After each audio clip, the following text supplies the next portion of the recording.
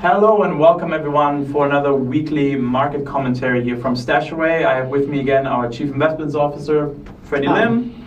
And I know it's been a while since we were last on here. I think it's about 3 weeks ago.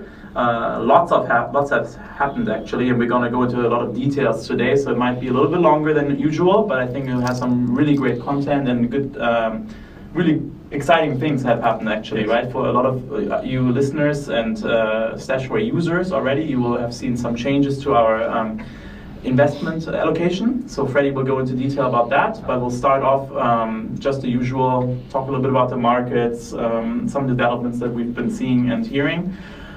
Before that, let me get to you our most recent events that are coming up next week. They're actually really exciting. On Tuesday, actually, both Freddy and myself are a part of it.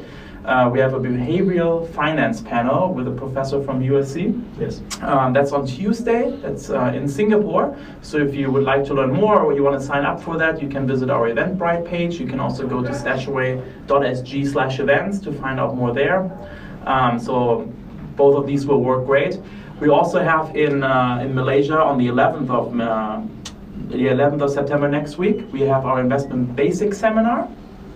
So that one will be in Malaysia. You can also sign up on stashaway.my/events. So that will give you all the information there as well. Freddy, again, the news has been quite volatile in the last 3 weeks, even though we weren't on. It's been a lot of news, right? So much has happened. G7 summit, all the things coming from there. Let's start with Hong Kong, right? So both you and I were actually a little bit caught up in the airport dilemma over the last 3 weeks while we were traveling. Yes. But maybe you give the listeners a little bit of a background of what's happening, what you see from that, and things like that. Well, the protest has been ongoing for 13 straight weeks by now, maybe 14. Yeah.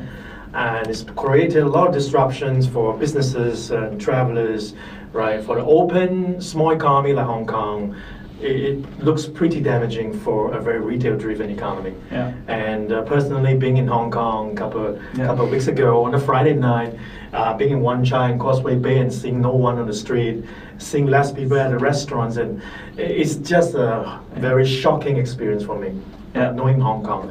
Now, that has now gone on to force Carrie Lam, the chief executive of Hong Kong, to step back a bit, and she officially withdrew the extradition bill. Yeah.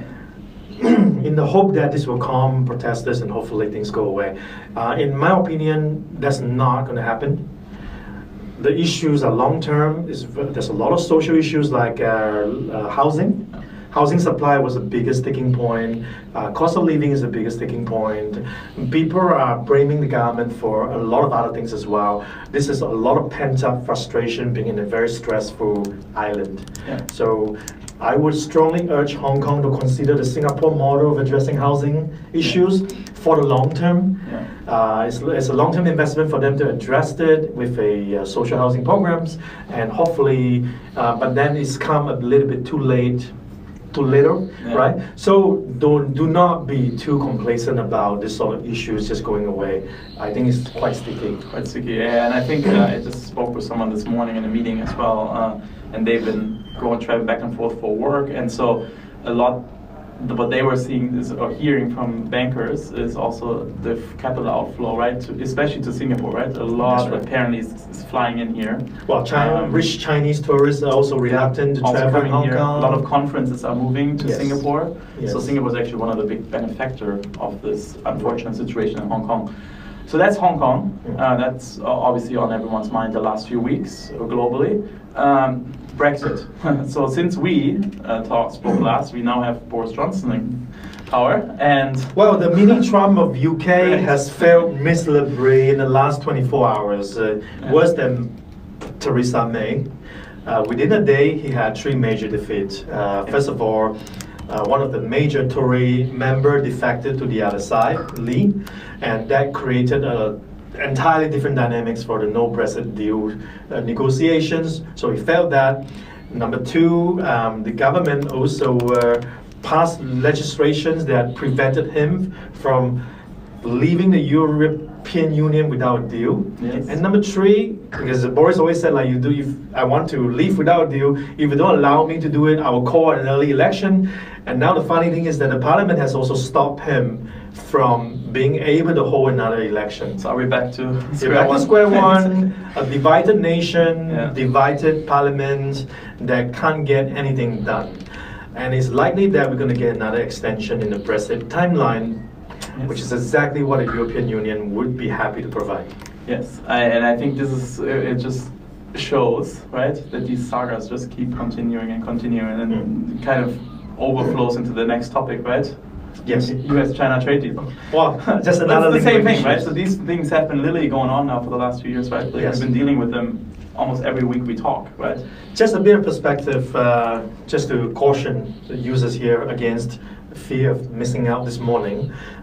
We got a bit of glimmer of a hope where now China and US would actually end up still would meet in October for another high-level trade talk. But they always meet every few months, right? Yeah, it's getting pretty pointless to be honest, pretty pointless for China to even think about negotiating with Donald Trump, because the constant flip-flopping and the moving targets, and there's just so much mistrust by this stage that a lot of permanent damages has been done. I think the Chinese are better off just waiting out Trump for the next general election, Yeah. which is November next year, and retaliate selectively on the farm states, which is Trump's major voter base. Really heard from Chinese ban on all companies from buying US agricultural products. So just heard it where it's very specific, but not so broad-based that the Chinese consumers are paying too much more. So this is where the US is losing out now, because US consumers are now being slapped on a much more broader basis, and the impact has been minimal. Yes. And I think that especially his base, right? Like the farmers and things like where they can really hurt him. That's right. Running up till next year, right? It's That's going right. quick now. It's a year away. That's right. So markets are up this morning because there's some glimmer of hope that they're going to talk again. But hey, we've seen this again and again and again. There's no need to deviate from a long-term investment plan. No. You have selected your risk level with your provider or with StashAway. I mean, that plan is long-term. It has no influence on that plan. So stick to it. Do not contribute more because this morning things do well. Do not contribute less when things are falling. Stick to your plan. Stick to your risk level. Review them periodically if you're losing sleep, but do not overreact to all the short-term ups and downs. No, I think it's a good summary of all those events. So now back to StashAway. Let's talk a little bit about, because this is your area of expertise anyways, and under you, the global reoptimization that for the users on that are listening, you will have seen that in your portfolio.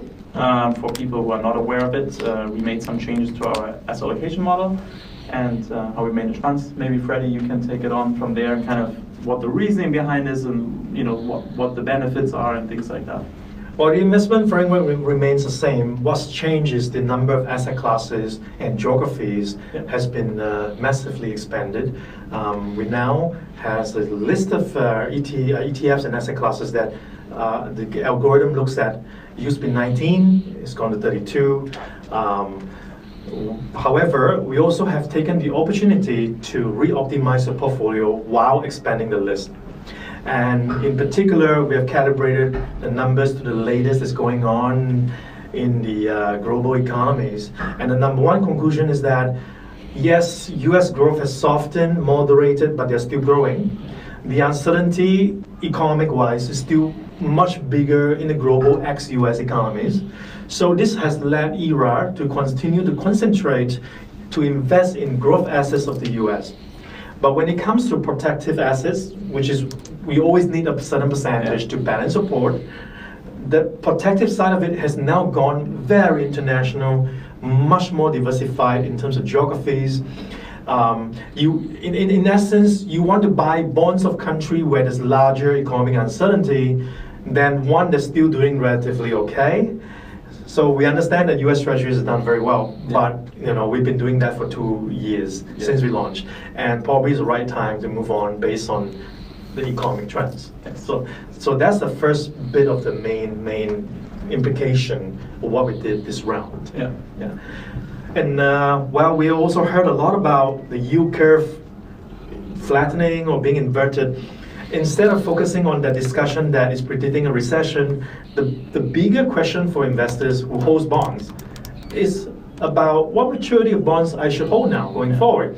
And due to the very, very flat or inverted curves around many countries in the world, our algorithm has now shortened the duration, the maturity of our bond holdings. It used to be 13.5 years, so very long dated, has benefited handsomely the last 2+ years of the allocation. And now the algorithm has chosen to shorten the maturity and has gone to the intermediate sector of around 7.9 years on average, where you get a better pickup in yield, better reward to risk ratio owning those segments. So there's a lot of little subtleties in what we did this time, but we felt it might be interesting to anyway just briefly introduce it to you. Yeah, no, thank you, Freddy, for that. And I think that will be really helpful to the people. And if you have ever any questions about it, you're more than happy to send us an email to support@stashaway.com. You can also call us or WhatsApp us. There will always be someone explaining any details that you may want to hear that were not covered today. But I think the explanation is quite spot on, right? And it also shows that if you choose a digital or like an automatic investment program, right, it doesn't chase FOMO, right? So exactly. I think this is one of the benefits of this, right? So you don't want to do what everyone else does all the time. It's when you always buy high, right? Well, by design or by definition, if you have a room full of 100 investors, in the nature of investing is that not everybody in the room can agree. Because if they all agree, you're likely to see FOMO, fear of missing out, and you're probably doing something wrong now, or you're probably too late buying too high. At almost any point in time, the best strategy is always to not everybody agrees. Yep. So investing is not an agreeable science. It's not a consensus thing like elections. So just keep that in mind that there are going to be contrarian signals from investment managers. There are going to be certain things that you may not personally agree, but as long as the approach is consistent, is data-driven, that chances of success is much higher than our cognitive biases as a human being. Yeah. So, well, thanks, Freddy. Again, thank you everyone for listening. If you listening over the weekend or over the next few days, please feel free again to add any comments underneath the video. So that we can address them next week, or one of our support staff will be able to get to you as well. Again, thank you, and we will both be looking forward to speaking to you all next week again. Bye-bye. Ciao.